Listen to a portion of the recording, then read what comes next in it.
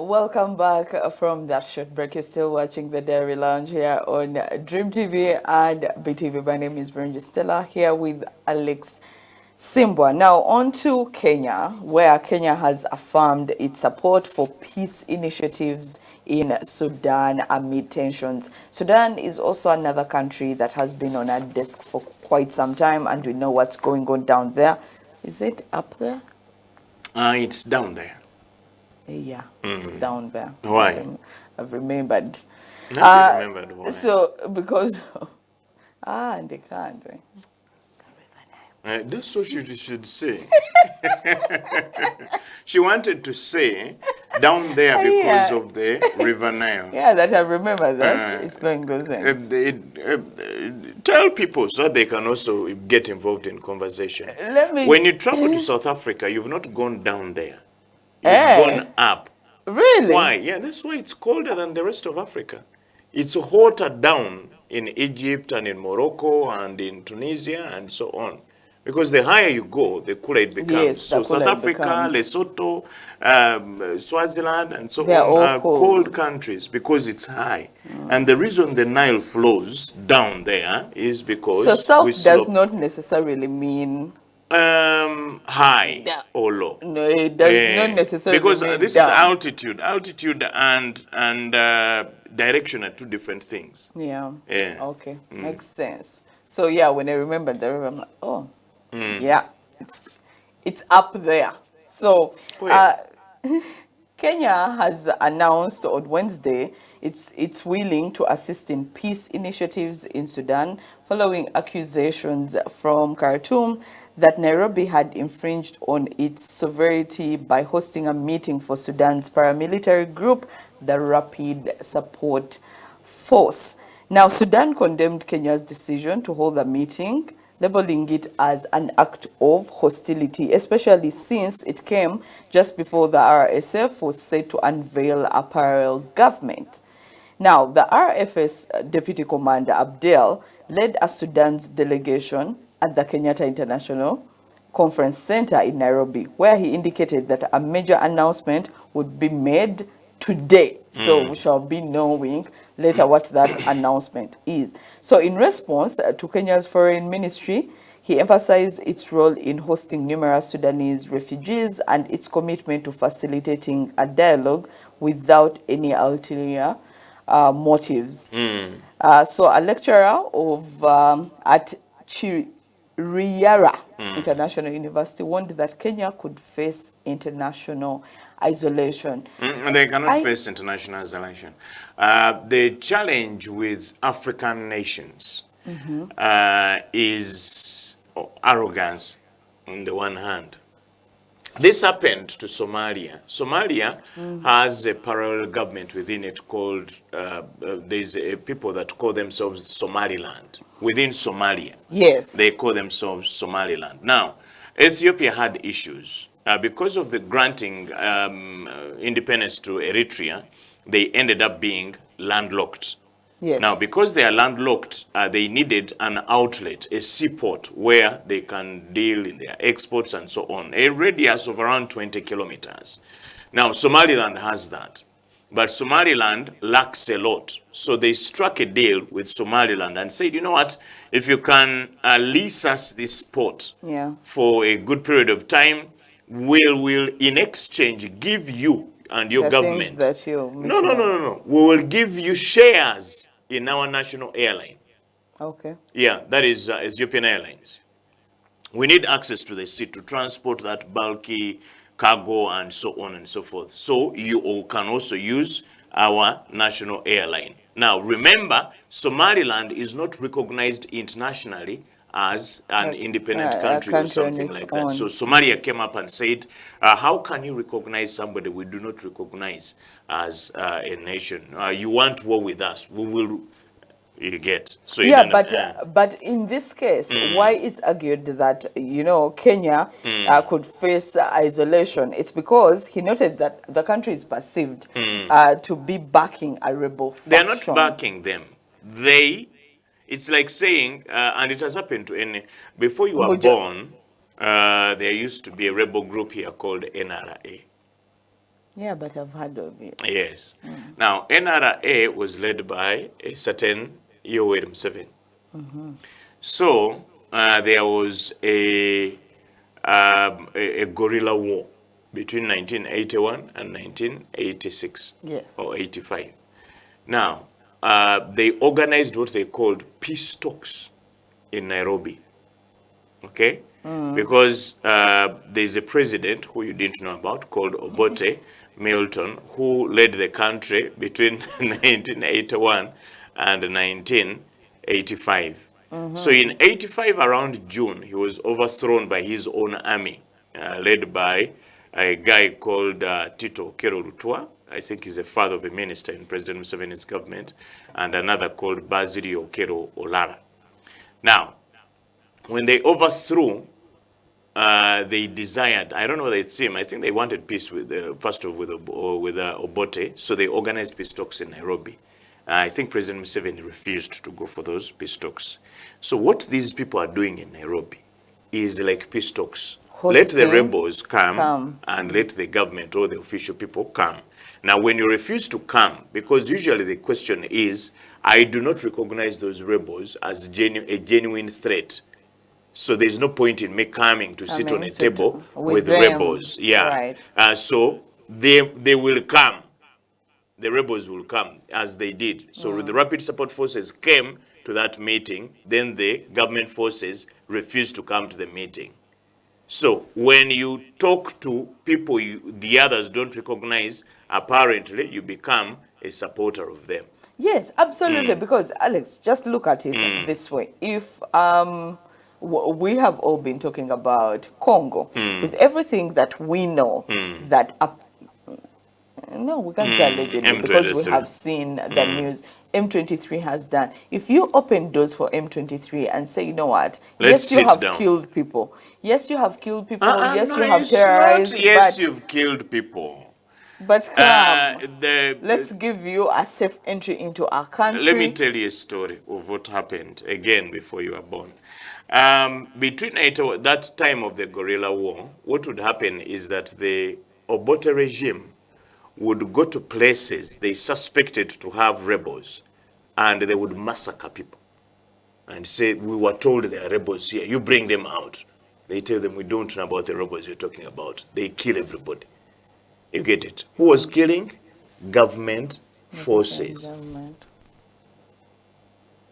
So here's the thing. Sit down, talk. No, but do you know why the government in Congo is going to be overthrown? It is exactly that. Because Tshisekedi does not want to sit down and talk. The way you are so sure. I am so sure. But is M23 open to a peace talk? Yes, I believe they are. I do not think so.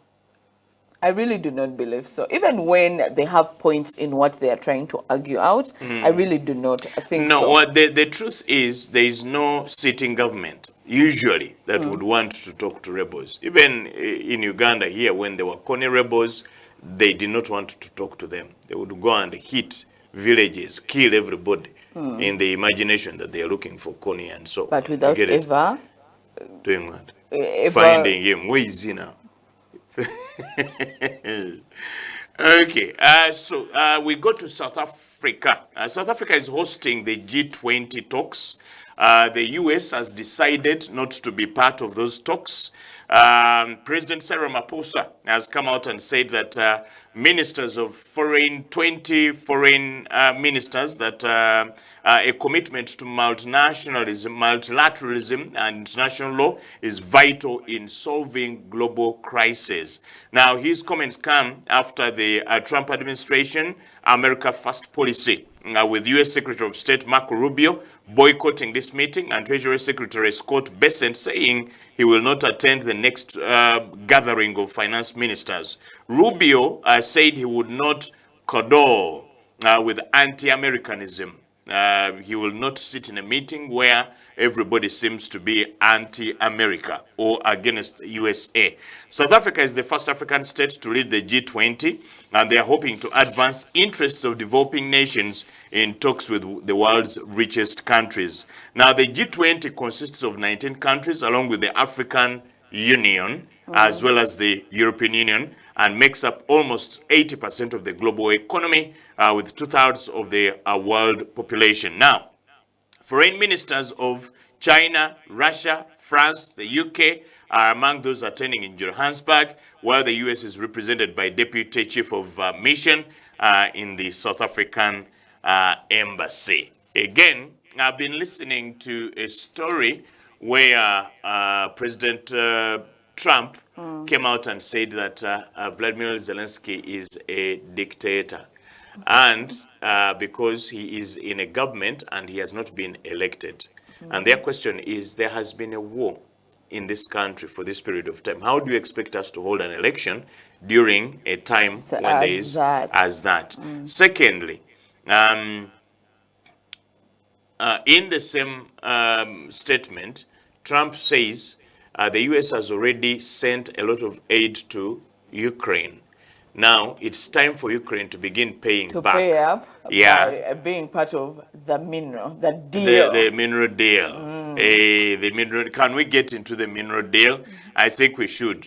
President Volodymyr Zelensky says he needs to return to the negotiating table and strike a deal on U.S. access to Ukraine's minerals. The White House Security Advisor Mike Waltz has said. Now, Zelensky rejected these demands first and foremost. The Ukraine that we're talking about has plenty of mineral deposits, including lithium, titanium, sizable amounts of coal, of gas, of oil, of uranium, worth billions of dollars. Yeah. Your thoughts, you're already eager and agog. Already we know why they have also taken their stand, and they're like, you know what, we shall not conform, we shall not give in, even when the peace talks apparently are happening and Trump is seemingly towards one direction or siding with one part of the whole thing that is happening. We know why the man has stood his ground and is like, you know what, there's a part of our country that has been taken on. We need to discuss on how we get that back before we can even discuss peace talks. But it's how the US makes it feel like it is for your good that you actually come and take this good deal, because we have been there for you. It is true they've been there, but apparently 80% of the aid now coming into the Ukraine is coming from the European Union. And actually the leadership of the countries of the European Union are saying, how do you support Putin, who forges elections or gives the impression that he's holding elections while keeping himself in power for such a long period of time? He called Zelensky a dictator. So Zelensky is asking, sure, when you're dealing with Putin, when you're siding with Putin, and you call me a dictator? Seriously? That is the question that is coming in from Zelensky to Mr. Trump. But in as far as the minerals are concerned, we know that the US and other European countries never, ever will give you aid without the expectation of recouping what they're investing in you. I think for me, this is the statement that that I read, and I'm like, oh wow. So apparently, this gentleman went ahead, the security advisor, Mike Waltz, went ahead to say that we presented Ukrainians really an incredible and a historic opportunity, adding that it would be sustainable and the best security guarantee that Ukraine could hope for. Okay, now why it cannot be even trusted? Your president cannot be siding with my enemy, and then you begin claiming that you're giving me my best interest and so on, and sustainable and so on. But Zelensky refused the offer, saying, I can't sell our state. That is selling the state, number one. But number two, Zelensky in his mind believes that it is to the best interest of everybody for Russia not to do what they are doing. Not to keep on encroaching. Because now it's them. But we know that they have done it with Georgia. We know that they have done it elsewhere. So it's like a bully of some sorts across there. You know that experience? That one there. Anyway, have you had this TikTok, the TikTok voice that says abambaita muchumulos, abalala baita sibaya mu Stratus. birechi. So naye bw'otuuka yokko kwata video because woyise walala n'abalala we bayita. Yeah. So it's so interesting. But it's 2025, the year where we're going to see certain guns being put to rest. Are we seeing arrest when it comes to Zelensky and Trump and Russia? Are they going to we put down the hoped that guns? it would be, but the conditions are not favorable for all. Yeah, you can't be siding with one party and expect that you'll achieve results. Because he mentioned it before even he took office, President Trump, and said that if I were in power, this war would have ended a long time ago. Yes, now, I remember that. His statement did not mean that he would negotiate the war away. It is him that has, there's a dam, an hydroelectric power dam in Ethiopia called the Grand Ethiopian Renaissance Dam. Now, it was built off the Blue Nile, the water that comes off there's Ethiopian highlands into the Nile. Now, it is, I think, the biggest in Africa.